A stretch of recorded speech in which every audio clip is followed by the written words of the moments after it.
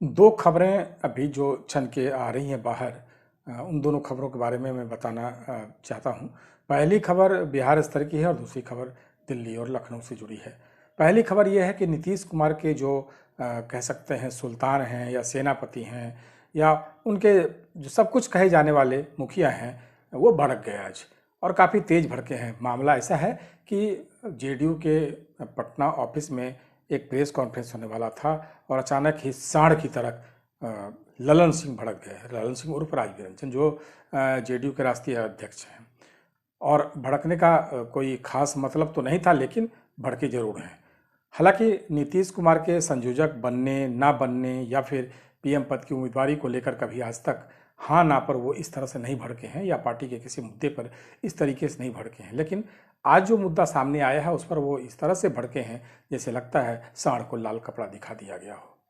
जी हाँ, ऐसा ही हुआ है। जेडीयू कार्यालय में आज एक प्रेस वार्ता होनी थी जिसमें ललन सिंह को संबोधित करना था। ललन सिंह ने जैसे ही प्रवेश किया, सामने दीवार पर टंगी पोस्टर दिखी, यानी वो फ्लैक्स दिखा जिस पर कुछ लिखा हुआ था, और लिखा हुआ था INDIA, और उस पोस्टर में बहुत सारी तस्वीरें लगी हुई थी।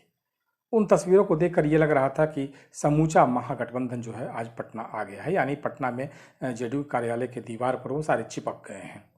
सारे चिपक कर ये बार बार कह रहे थे कि हम एक हैं, हम एक हैं, हम एक हैं, एक होकर मोदी को हटा देंगे। लेकिन पल भर में ही मामला बदल गया, यानी पलट गया। ललन सिंह ने मोदी को पलटने की जो बात की थी वो खुद को पलट गए, यानी उन्होंने देखा तस्वीर जो सारी वहाँ लगी थी, उन तस्वीरों में वो तस्वीर नहीं थी जिसे वो देखना चाहते थे। आप गलत समझ रहे हैं, नीतीश कुमार की बात मैं नहीं कर रहा हूँ। नीतीश कुमार की तस्वीर थी और बड़े अच्छे ढंग से, मतलब प्रोमिनेंट तरीके से वो तस्वीर लगाई गई थी उसमें, लेकिन नीतीश कुमार के आसपास जितने लोग थे वो भी महागठबंधन के थे, यानी इंडिया के थे। वो पटना में भी मौजूद थे, इसके बाद बेंगलोर में भी मौजूद थे, और जब मुंबई में ये लोग गए उस समय ये सारे मौजूद थे और वो हर जगह दिखते रहे। यानी कि उनकी भूमिका जो थी उस भूमिका को हर समय दर्शाया गया। लेकिन पटना में जो ये पोस्टर लगाया गया जेडीयू दफ्तर में, ललन सिंह जहां से बोलने वाले थे उनकी पृष्ठभूमि थी वो। दरअसल ललन सिंह को प्रेस को संबोधित करना था और अपनी सारी बातें रखनी थी, और जिस तरीके से ललन सिंह बोलते हैं, गरजते हैं, बरसते हैं, उससे यही लगता है कि ललन सिंह कुछ खास बोलने वाले हैं। लेकिन खास बोलने से पहले ललन सिंह कुछ ऐसा कर गए कि मीडिया के लिए खास हो गए, यानी वो खबर बन गए। उस पोस्टर में सारी तस्वीरें थी, मैं दोबारा कह रहा हूं आपको, सारी तस्वीरें थी महागठबंधन की। कोई ऐसी तस्वीर नहीं थी जो कि किसी के नाराजगी का कारण बने, लेकिन एक तस्वीर नहीं थी, इसलिए नाराजगी का कारण वो पोस्टर बन गया। अब आप समझ गए होंगे, उस तस्वीर में कहीं भी ललन सिंह की तस्वीर नहीं लगी थी, यानी ललन सिंह ने अपनी तस्वीर नहीं देखा तो वो भड़क उठे और आनन फानन में उन्होंने आदेश दे दिया गरजते हुए इस पोस्टर को हटाया जाए, और पोस्टर को हटाया गया तुरंत। पोस्टर को हटाने के बाद ललन सिंह ने प्रेस वार्ता को संबोधित किया, लेकिन उसके बाद भी ललन सिंह का मूड सही नहीं हुआ था। उन्हें यह लग रहा था जानबूझकर उन्हें बीच से, यानी कि इन सबके बीच से एक तरह से उनका वैल्यू कम करके दिखाया जा रहा है। वो चाहते थे इस पोस्टर में एक बड़ी सी तस्वीर उनकी भी लग रहे। बहुत सारी दर्जनों तस्वीरें उसमें थी, एक तस्वीर अगर ललन सिंह की लग गई होती तो शायद कुछ बिगड़ नहीं गया होता। लेकिन जिस किसी ने ये तस्वीर बनाई या जिस किसी ने ये बैनर बनाया, उसने भी तो दिमाग लगाया होगा। क्या ललन सिंह जेडीयू में हैं, इसका मतलब ये नहीं है कि उनकी जय जयकार हर कोई करता है।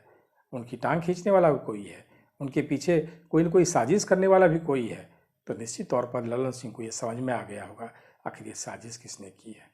ललन सिंह ये भी जान गए कि उस पोस्टर को किसने बनवाया और किसने ये सलाह दी कि किस किस तरह के लोगों की तस्वीर इसमें होगी, यानी महागठबंधन के INDIA के कौन कौन लोग इसमें रहेंगे। तो क्या ललन सिंह इस महागठबंधन में नहीं है? अगर नीतीश कुमार हैं तो ललन सिंह भी हैं। ऐसे में ललन सिंह की भूमिका उसमें होनी चाहिए। ये ललन सिंह का दिमाग कहता है, ये ललन सिंह की सोच कहती है। इसी सोच के तहत ललन सिंह ने उस पोस्टर को वहाँ से आनन फानन में तुरंत हटवा दिया।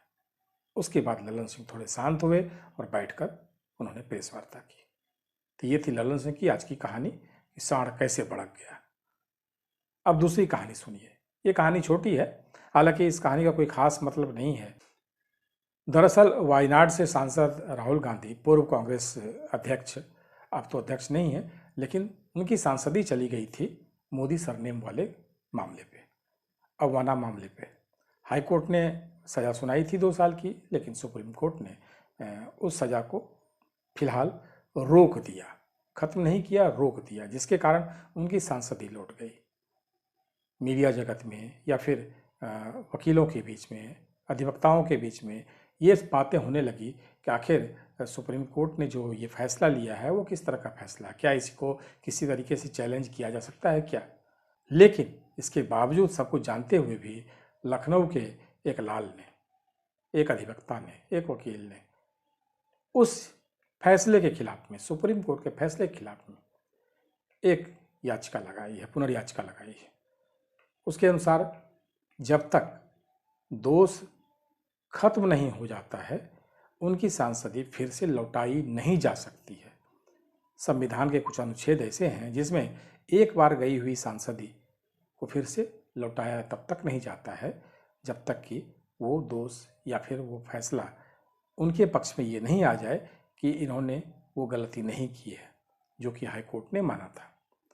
ऐसे में इस फैसले का या फिर इस तरह की कार्रवाई का कोई असर तो पड़ने वाला नहीं है, लेकिन खबरों की जगत में एक हलचल जरूर है कि राहुल की सांसदी के खिलाफ यानी बहाल करने के खिलाफ एक पुनर्याचिका दायर हुई है और उस पर पता नहीं सुनवाई हो पाती है नहीं हो पाती है, या उसके लायक भी है या नहीं है, ये तो बात की बात है। लेकिन खबर तो आज बन ही गई है और मीडिया में, अखबारों में, विभिन्न डिजिटल माध्यमों में ये खबर काफ़ी सुर्खियों में दिख रही है। तो ये थी आज की 2 आनन फानन की वो खबरें जो मैं बताना चाह रहा था आपको। हम फिर मिलेंगे, तब तक के लिए धन्यवाद।